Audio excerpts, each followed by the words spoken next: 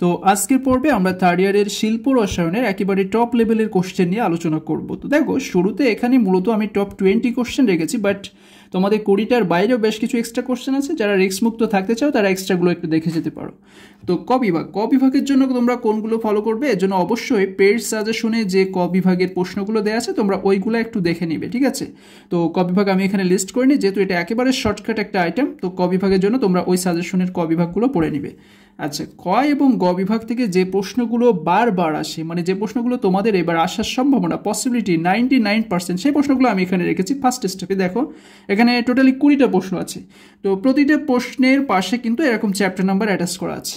দেখো ফার্স্ট প্রশ্নটা হচ্ছে রাসায়নিক শিল্প উন্নয়ন বা শিল্প স্থাপনের ভিত্তিগত বিবেচ্য বিষয়সমূহ আলোচনা করো। আচ্ছা, সেকেন্ড প্রশ্ন ব্লিচিং পাউডার। এখন ব্লিচিং পাউডার টিকা আকারেও থাকতে পারে, আবার তোমাদের খ বিভাগে এইভাবে দিতে পারে যে ব্লিচিং পাউডারের শিল্প উৎপাদন ও প্রয়োগ বর্ণনা করো। তো তোমরা যদি এই শিল্প উৎপাদন আর প্রয়োগ পড়ে রাখতে পারো, তোমরা টিকাতে হুবাহু সেমটা লিখে দিবা। ওকে। আচ্ছা, 3 নম্বর প্রশ্ন কি সলভে পদ্ধতিতে সোডা অ্যাশের শিল্প উৎপাদন, সেই সাথে এই সোডা অ্যাশ কি প্রয়োগ, মানে সোডা অ্যাশ কোন কাজে আসে সেই ব্যবহারটা একটা দুইটা লিখে দিলে, মানে যদি এটা প্রয়োগটা তোমাদের প্রশ্নে থাকে তাহলে লিখবা, না হলে লেখার দরকার নেই।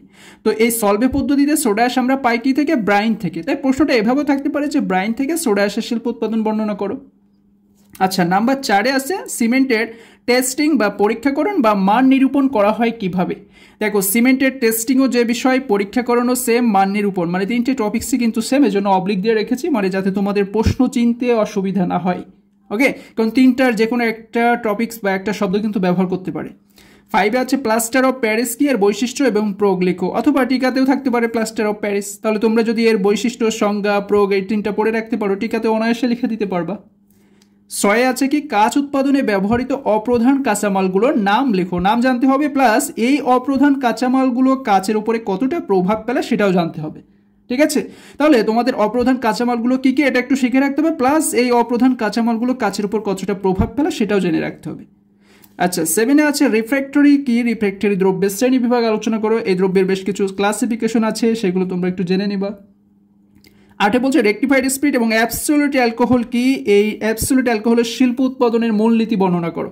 এই প্রশ্নটা অন্যভাবেও আসে যে রেকটিফাইড স্পিরিট থেকে অ্যাবসোলিউট অ্যালকোহলের প্রস্তুতি বর্ণনা করো। সেম কিন্তু, ঠিক আছে, এটা দেখে বিভ্রান্ত হওয়ার কিছু না, এটা সেম।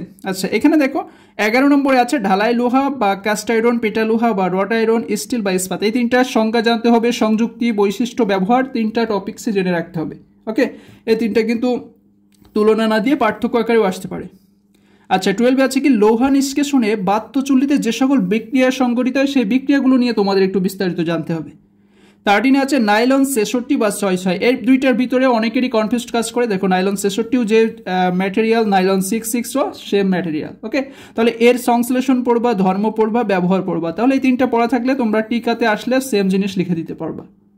আচ্ছা, এরপর কি আছে মন্ড কি, প্রবাহ চিত্রের সাহায্যে মন্ড তৈরির ক্রাফট পদ্ধতি বর্ণনা করো। ভেরি ভেরি ইম্পর্টেন্ট একটা প্রশ্ন। ইক্ষু থেকে চিনি উৎপাদনের একটা পদ্ধতি প্রবাহ চিত্রের সাহায্যে বর্ণনা করো। অথবা এই প্রশ্নটা এভাবে দিল যে কার্বনেশন ও সালফেটেশন দ্বারা ইক্ষু পরিশোধন পদ্ধতি বর্ণনা করো। 16-এ আছে কি সাধারণ কাঁচ উৎপাদনের মূলনীতি বা শিল্প উৎপাদনটা বর্ণনা করো। সেই সাথে এই সাধারণ কাঁচের শিল্প উৎপাদনে যে সকল কাঁচামাল ব্যবহার হয় এবং এখানে যে সকল সমীকরণ আসে, এই 2টা বিষয় একটু ভালো করে জেনে রাখবা, কারণ অনেক সময় এই কাঁচামালটাও দিয়ে দেয়, আবার সমীকরণও আলোচনা করার কথা বলে, ঠিক আছে। এই জন্য আমাদের 2টা বিষয় এখানে জেনে রাখতে হবে। তো সাধারণ কাঁচ 2 ধরনের, গলিত কাঁচও হতে পারে, শীট কাঁচও হতে পারে, তোমরা যে কোনো একটা দিয়ে এক্সপ্লেন করতে পারো। আবার অনেক সময় আছে তোমাদের প্রশ্নে যে শীট কাঁচ উৎপাদন করো বা শীট কাঁচ যে শিল্প উৎপাদন পদ্ধতি সেটা বর্ণনা করো। তাহলে আমার মনে হয় সাধারণ কাজটা পড়া থাকলে তোমরা অনায়াসে অ্যান্সার করতে পারবা। আচ্ছা, 17-এ কি আছে তেল এবং চর্বির ভিতরে যেসব অপদ্রব্য থাকে সেগুলো কি কি জানতে হবে, প্লাস এগুলোকে কিভাবে দূর করা যায় এটাও শিখে রাখতে হবে। 18-তে কি আছে রং ও ভার্নিশ কি, এদের মধ্যে পার্থক্য জানতে হবে, প্লাস এই ভার্নিশে কি কি উপাদান থাকে, রঙে কি কি উপাদান থাকে সে সম্পর্কে 2-একটা একটু জেনে রাখলে তাহলে একটু রিস্ক মুক্ত থাকা যায়। অনেক সময় উপাদান দিয়েও থাকতে পারে।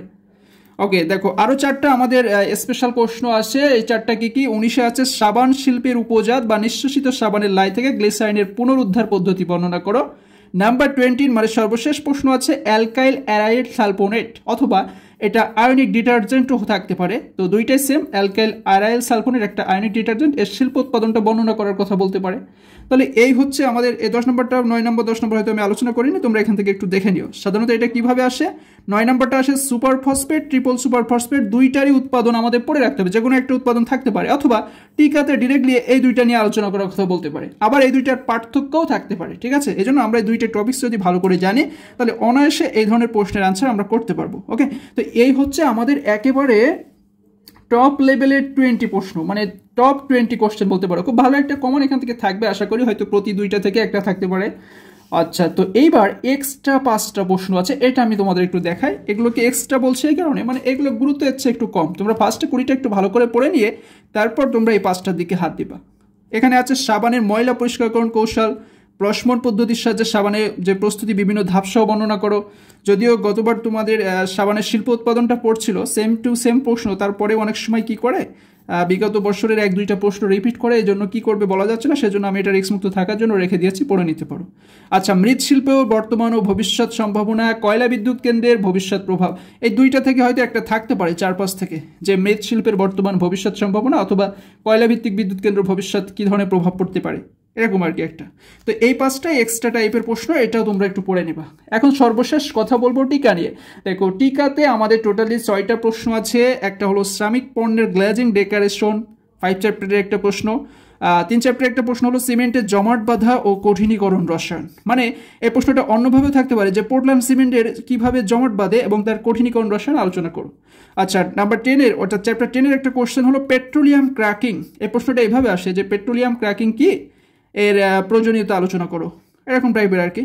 আচ্ছা, কাচের কোমলায়ন, এই প্রশ্নটা আসে সাধারণত কাচের অ্যানিলিং কি বা কাচের কোমলায়ন কি, এর গুরুত্ব লেখো, অথবা এটা কিভাবে করা হয়। সংকর ইস্পাত এবং মরিচাবিহীন ইস্পাত, এই দুইটা সম্পর্কে একটু জেনে রাখবা, প্লাস পেট্রোকেমিক্যালস। তো এই হচ্ছে আমাদের শিল্প রসায়নের একেবারে শর্টকাট একটা টপিকস বা সাজেশন বলতে পারো। যদিও এটা আমাদের শর্ট সাজেশন না, এটা অনলি শর্টকাট, মানে অনলি ফর পাস মার্কস, শুধুমাত্র পাস মার্কের জন্য। সেই সাথে রিস্ক মুক্ত থাকার জন্য তোমরা পেড সাজেশনের ক বিভাগটা একটু ফলো করে যাবা।